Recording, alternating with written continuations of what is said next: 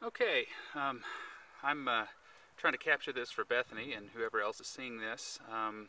Trying to show her the trench and exactly what happened at our house and the reason why Austin and I had to leave Netherland the other day. Right now you're looking at a reflection of me in the Jeep, which I have just carved out a spot for. But I'm going to walk you through and show you a few things. So let me flip this around right quick. It has been a long few days. I don't know really how to capture all of it. If you're seeing this online, I think I'm going to be blogging about it soon, so maybe I'll put a link to that on the YouTube link. And if you're seeing this on my blog, just read right below or right above this content. It's going to be there. So we're going to talk a little bit about it as Austin gives us a tour of the trench. So we're going to get moving.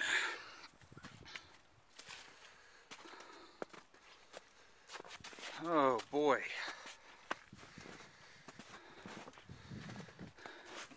Austin, you ready to go? Come on, buddy. Come on. Good boy. First of all, this is my trusty shovel that I had to use. I've used several shovels this winter, but this one turned out to be the best. As you can see, the sun is already melting some of the slush on the road. They stopped plowing on Friday morning, so we had quite a buildup. It was extremely dangerous to drive up and down Caribou, but we made it. Walking to our house, we have a driveway that is about 100 yards long, and on Friday when I first got here, it was about 3 feet of snow. It was up to my waist by the time we left. I'll talk a little bit more about that as we go. This is the trench Austin is demonstrating. How great it is. If I sound like I'm huffing and puffing, it's because I've got a backpack that has not only my clothes and toiletries, but also a gallon of milk, strawberries, and lots of other things that we had to restock the house with. The trench in some places where you see the dark spots is where I actually got down to the black gravel underneath. Yeah, in some places it's still waist high. Most places it's about thigh high, and a couple of places it's down to knee high. I actually had to do this today because the sun is starting to pack down the snow, and it would have been impossible tomorrow to do this. The snow right now is still a little bit powdery. Tomorrow it would have been more like chipping ice the whole way. And I just got really sick of trying to wade through this trench getting to and from our house. You can see right there, there's a little bit of gravel exposed. If you ever get down that far, it actually soaks up the moisture. But, you know, that's quite a chore. So I usually leave a little bit left.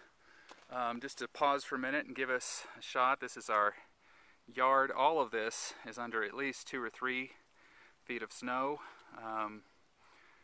Walking to and from the house and the Jeep was a monumental affair.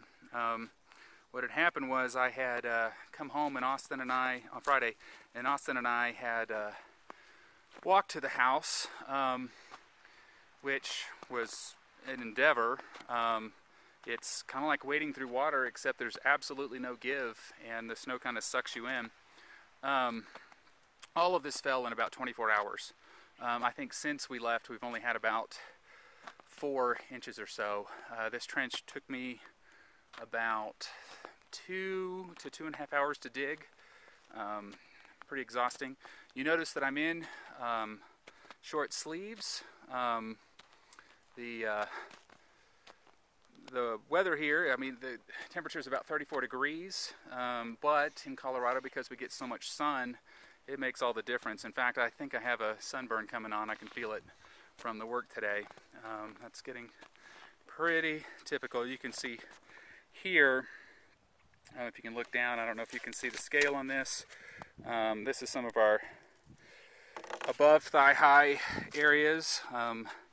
This was murder to dig. As we kind of pan across and look at the house, first of all, you should see that on our deck, and I'll give you a shot when we're closer, the snow is up to the railing. It is really deep. That big lump you see is Bethany's car, at least I presume. I haven't seen it in a few days, but I'm assuming it's under there. And as we're walking down this trench, I've learned a lot about snow shoveling being here. It is not at all like any other kind of shoveling or work I've ever done. When to shovel, when not to shovel, when to shovel well, and when to just call it good enough. These are all lessons that I have to learn. Even, learning when to use each of the 12 shovels we've had to use at different times. It matters. The wrong tool will just eat you up and kill you. So here we are. Here's a establishment shot of the house. Again, you can see the snow is up on the railing. I'm going to kind of pan over. Our garage door was frozen open because the problem was when Austin and I got up to the house on Friday, I went down and dug out the place where the Jeep is currently parked just to make sure that I could get off the road so that the scrapers and the plows wouldn't, hit my Jeep on the way by. Little did I know they had already stopped plowing, but that wound up saving us in the end. But anyway, when I got back from having done that, I realized we didn't have power.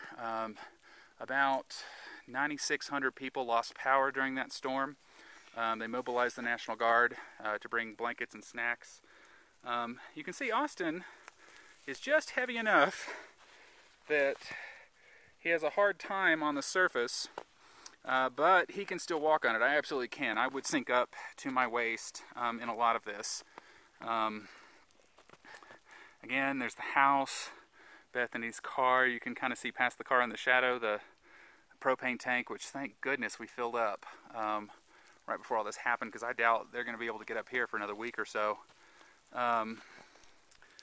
There's Austin plowing his way through, or trying to. He's walking on snow that is up to my chest level when I walk by that. But I guess it pays to only weigh 15 pounds up here, which is 2 more pounds than he weighed, although most of that's been hair. He's kind of fluffed out as we've gone. So here is the garage. You probably can't see this because the lighting is terrible, but thank goodness the garage remained open and no critters got into the garage while we were gone. Austin and I spent 48 hours in Boulder just because I knew without electricity, it's not only the heat and the lights, but we don't get water because of our electric pump from our well water shuts down, and I knew we couldn't make it without water. So I'm going to go inside, but I just wanted to give Bethany a sense of this and to look at this winding, long trench that kind of has captured most of my day here and a lot of my energy. I just wanted to be able to walk to the Jeep without having to wear waterproof shoes everywhere, because even when you wear them, when you're wading waist deep, you're going to get soaked. There goes Austin. Usually you can just see his tail flopping right above. Austin, Boston, you want to go inside? There he comes. Good boy. Yeah, he is excited. He loves the snow. So, well, this is us. This is a view. This video is already too long, so I'm going to go ahead and stop it, edit it down and post it, and maybe blog more about the details. So, tune in for that later.